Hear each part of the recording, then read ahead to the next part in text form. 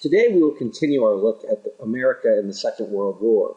Last time we looked at the world in the 1930s and the rise of totalitarianism in Germany, Italy, the Soviet Union, and Japan. The United States maintained its neutrality while Hitler swept across Europe and Japan expanded further into Asia. The United States would start to aid Britain as Britain found itself alone in Europe. Today we will look at Hitler turning his back on his supposed ally, Japan's attack on the United States, the mistreatment of Japanese Americans during the war, and the home front experience for women, African Americans, and Mexican Americans. It's World War II, Part 2. In August 1939, a week before the invasion of Poland, Germany and the Soviet Union signed a non-aggression pact. The goal of this alliance was to keep the Soviet Union out of a European war and for Germany to not form an alliance with Japan. The two countries agreed on how the two sides would occupy Eastern Europe, which would start when Germany moved into Poland on September 1st, 1939. But following Hitler being turned back by Britain after the Battle of Britain, Hitler came up with a new strategy.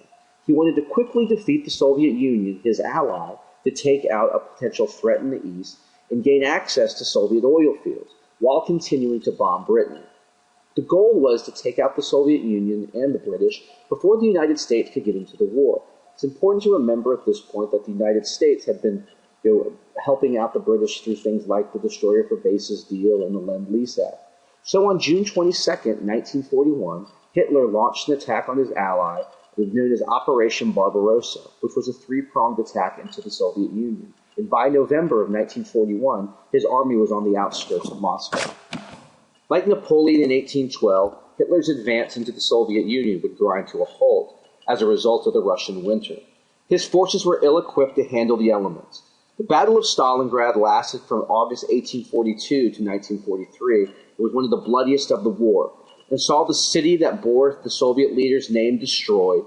When it was over, more than 1 million Soviets and 850 Germans were killed, wounded, and missing in just over 5 months of action. It marked the turning point of the war in Europe, as Germany would never be able to regain the offensive for the remainder of the war. In the Pacific, Japan had been expanding into Asia, taking territory in Manchuria, China, Korea, and Southeast Asia. In response to this expansion, the United States placed an embargo on oil and steel to Japan. Embargo means to stop trade with a country. Japan, an island nation that lacks natural resources, needed this trade to maintain its industrial economy. On December 7, 1941, when the Japanese and Americans were negotiating a resolution, the Japanese attacked the American naval base at Pearl Harbor in Hawaii. The attack killed more than 2,400 Americans, sunk or damaged 21 ships, and destroyed 300 aircraft. While the United States had information of a potential Japanese attack, they did not know that the attack would take place at Pearl Harbor. This attack was significant in the fact that it brought the United States into World War II. Roosevelt famously referred to the attack, "a day that will live in infamy," and with the approval of Congress, the United States declared war on Japan. Hitler honored his alliance with Japan and declared war on the United States. So the United States now faced wars in Europe and Asia simultaneously. The U.S. would side with the British and adopt a defeat Hitler first strategy. Viewing Hitler as a bigger threat to American security, the United States would focus on the war in Europe while still fighting the war in Asia. So with the major players now in the war, the two sides were the Allies, with the United States, Great Britain, and the Soviet Union, and the Axis powers with Germany, Italy, and Japan. The treatment of Japanese Americans during the war was not a high point for the United States, as the war bred racial animosity toward people of Japanese ancestry after Pearl Harbor. In February 1942, President Roosevelt issued Executive Order 9066, which led to the placement of Japanese Americans into internment or relocation camps. Many Americans on the West Coast believed Japanese Americans to be spies who were providing information to Japan in the wake of the attack on Pearl Harbor. This led to a strong prejudice against Japanese Americans on the West Coast. Families were given a few days to dispose of their belongings and prepare to be relocated. There were 10 relocation centers in the West, and these Americans were forced to live in camps surrounded by barbed wire. All told, more than 100,000 Americans were interned during World War II. In 1944, the Supreme Court said that the government had the authority to imprison these Americans as it was deemed a military necessity. It is important to understand that these were Americans. Some had lived in the United States for generations. They owned businesses and farms and were part of the fabric of the culture in the American West. In 1988, the U.S. government agreed that an injustice had been done and agreed to pay compensation to those still alive who had been interned during World War II. The impact of World War II was felt around the globe, with Europe, China, the Soviet Union, Japan, Southeast Asia, Australia, the South Pacific, and even North Africa impacted by the war.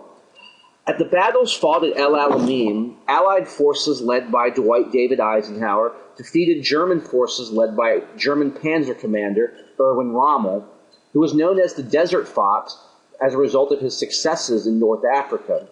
Germany wanted control of oil fields in Egypt as well as the Suez Canal. The Allied victory at El Alamein in 1943 prevented Adolf Hitler from gaining these much-needed Middle Eastern oil fields. Hollywood played a major role in the war effort at home. The government censored movies, newspapers, and radio broadcasts to ensure that the messages were patriotic. There really was no regard for the First Amendment to the Constitution here. This propaganda portrayed the Germans and the Japanese as evil brutes that could only be defeated by righteous Americans. Notice the Nazis stabbing the Bible in the poster there.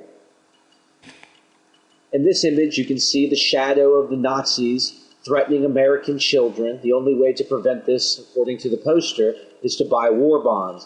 And this one, the headline in the middle references the Bataan Death March, which we'll talk about later. And it says that the only way that you can prevent these types of atrocities is to stay on the job and work to produce war materials to help end the war. At home, the government would regulate American business to make sure they were aiding the war effort. Americans were also asked to sacrifice. The government rationed things that were needed for the war effort. Americans were asked to buy less so there would be more for soldiers overseas. Americans were given ration coupons, like the one you see on the left there. The government limited things like meat, shoes, sugar, coffee, and gasoline. They even used Mickey Mouse to convince Americans of the importance of rationing. And many Americans did this because they believed that it was their patriotic duty to support the war. To pay for the war, the government sold war bonds like during World War I. And again, they used the propaganda to sell it. Children were a popular way to convince people to support the war effort. The government also increased taxes. During World War II, the top tax rate was set at 88% of one's income. Also during the war, we see a shift from peacetime to wartime production. Car factories might produce tanks, factories that produce sewing machines might produce guns, and factories that produce tractors might produce jeeps, which were first used in the war. These factories, which were silent during the Great Depression, were producing around the clock during World War II. While many white men went off to fight overseas, women and minorities would be asked to step up and fill the void in American factories. Thousands of African Americans moved north to take these higher-paying jobs, but they faced angry white Americans upon arriving in the North, and we see race riots in cities like Detroit, Michigan.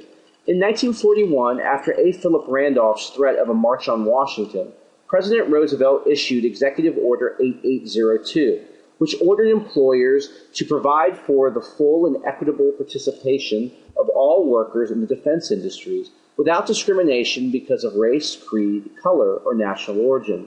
This was a big moment for civil rights in the United States, and many African Americans believed that their support for the war effort at home and overseas would offer a pathway to equality after the war.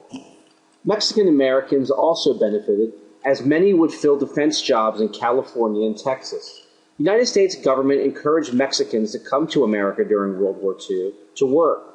The Braceros program allowed Mexicans to enter the United States during the harvest without going through formal immigration procedures. And like with the influx of African Americans in the North during the time, many whites in the Southwest were none too pleased with the flood of Mexicans coming into America to help with the war effort. The Zoot Suit riots in 1943 saw whites and Mexicans fighting in the streets of Los Angeles.